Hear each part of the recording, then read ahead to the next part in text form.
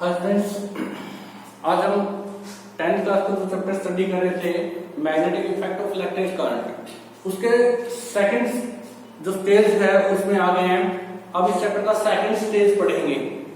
अभी तक हमने क्या पढ़ा था कि magnetic effect of electric current पढ़ा था, ठीक है। Magnetic effect of electric current पढ़ा था। इसके अंदर हमने पढ़ा था कि कैसे इलेक्ट्रिसिटी से मैग्नेटिक इफेक्ट प्रोड्यूस किया जाता था, ठीक है। कैसे इलेक्ट्रिसिटी से मैग्नेटिक इफेक्ट प्रोड्यूस होता था, कहां उसका हम कैसे यूज करते थे। अब इसका जस्ट अपोजिट होने वाला है। अब हम स्टडी करने वाले हैं क्या, इलेक्ट्रोमैग्नेटिक इंडक्शन।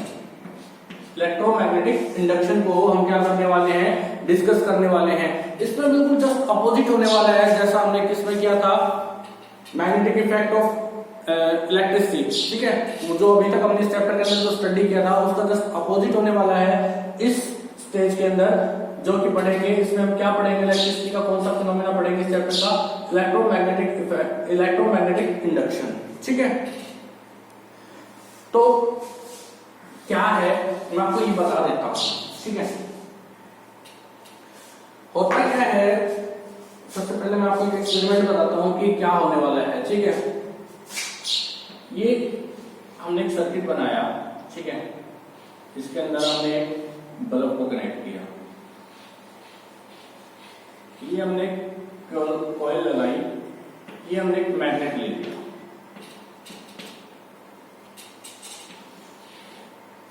ठीक है फ्रेंड्स। ये कॉइल्स है, ये बल्ब है हमारा, ये मैग्नेट है, ठीक है। एक एक्सपेरिमेंट करते हैं क्या कि इस तरह से हमने एक सर्किट बनाया जिसके अंदर हमने एक बल्ब को कनेक्ट किया और कॉइल्स का हमने क्या किया है, यूज किया है, ठीक है।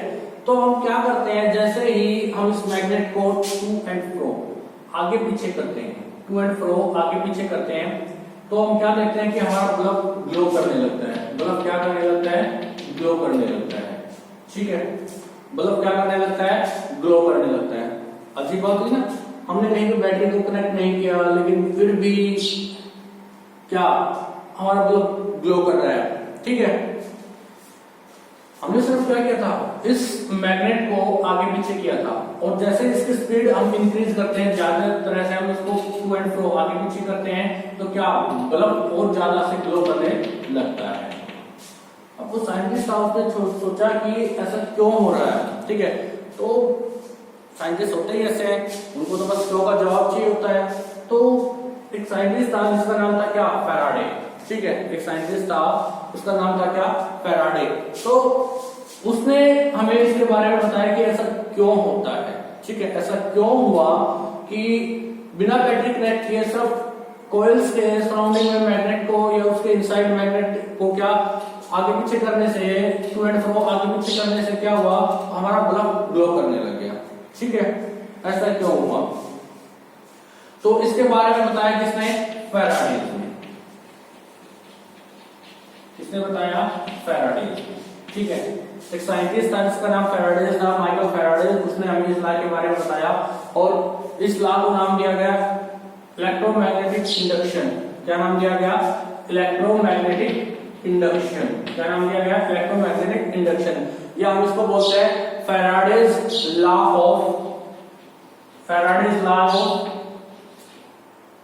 EMI, ठीक है। Faraday's law of electromagnetic induction, electromagnetic induction. इसमें हुआ क्या, इस एक्सपेरिमेंट में या इस फिनोमेना के अंदर एक्चुअल में हुआ क्या, देखो अब हम लोगों को समझाते हैं। देखो स्टूडेंट्स, जैसा कि हमने पढ़ा था कि मैग्नेट्स के अराउंड क्या होता है, मैग्नेटिक फील्ड होता है। मैग्नेट्स के अराउंड क्या होता है, मैग्नेटिक फील्ड होता है। तो जब करंट कैरिंग कंडक्टर के अंदर से करंट फ्लो कर रहा था, क्या फ्लो कर रहा था, करंट, तो इसके अराउंड मैग्नेटिक फील्ड प्रोड्यूस हो रहा था। करंट कैरिंग कंडक्टर के अंदर से जब करंट फ्लो कर रहा था तो इसके अराउंड क्या हो रहा था, मैग्नेटिक फील्ड प्रोड्यूस हो रहा था, ठीक है। इसमें क्या हुआ, इसके अंदर क्या हुआ कि जैसे ही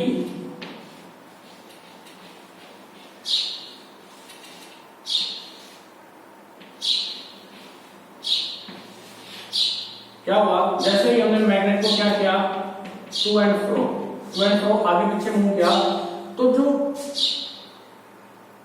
मैग्नेटिक फील्ड था इस मैग्नेट का मैग्नेटिक फील्ड था, उसके जो मैग्नेटिक फील्ड था हमने कोइल्स को कहां रखा है, वेरिंग मैग्नेटिक फील्ड में, वेरिंग मैग्नेटिक फील्ड, मैं बात कर रहा हूं वेरिंग मैग्नेटिक फील्ड, इसकी बात कर रहा हूं मैं, varying magnetic field. Varying magnetic field का मतलब क्या है, चेंजिंग मैग्नेटिक फील्ड।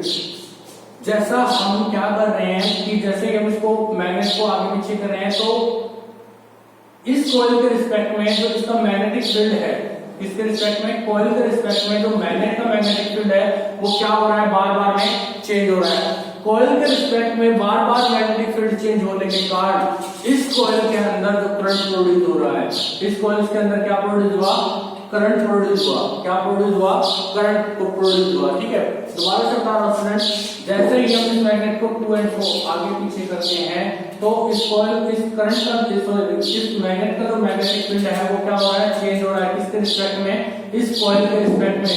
जब कॉइल के रिस्पेक्ट में मैग्नेटिक फील्ड चेंज होगा तो इस सर्किट के अंदर या इस कॉइल के अंदर हम क्या बोले, करंट इंड्यूस होता है। उस करंट को हम क्या बोलते हैं, इंड्यूस करंट बोलते हैं। ठीक है, उस करंट को क्या बोलते हैं, इंड्यूस करंट बोलते हैं। ठीक है, तो समझ में आ गया कि इलेक्ट्रोमैग्नेटिक इंडक्शन क्या है। जब भी हम किसी भी कंडक्टर को वेरिंग मैग्नेटिक फील्ड मतलब चेंज होते हुए मैग्नेटिक फील्ड के अंदर पुट करेंगे तो उसके अंदर से क्या प्रोड्यूस होने वाला है, करंट प्रोड्यूस होने वाला है। उस करंट को हम क्या नाम देंगे, इंड्यूस करंट। तो इसी फिनोमिना को बोला गया इलेक्ट्रोमैग्नेटिक इंडक्शन। क्या बोला गया, इलेक्ट्रोमैग्नेटिक इंडक्शन।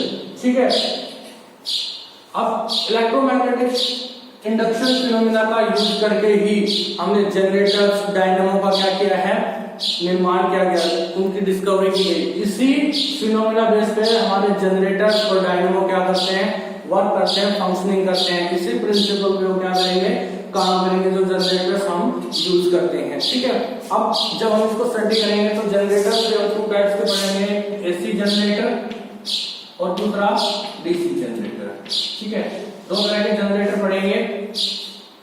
और जनरेटर्स को पढ़ने से पहले हम आपको एक लॉ के बारे में बताएंगे जिसको क्या बोलते हैं, फ्लेमिंग का राइट हैंड रूल। ठीक है, जिसको क्या बोलते हैं, फ्लेमिंग का राइट हैंड रूल। उसको हम नेक्स्ट वीडियो में डिस्कस करेंगे।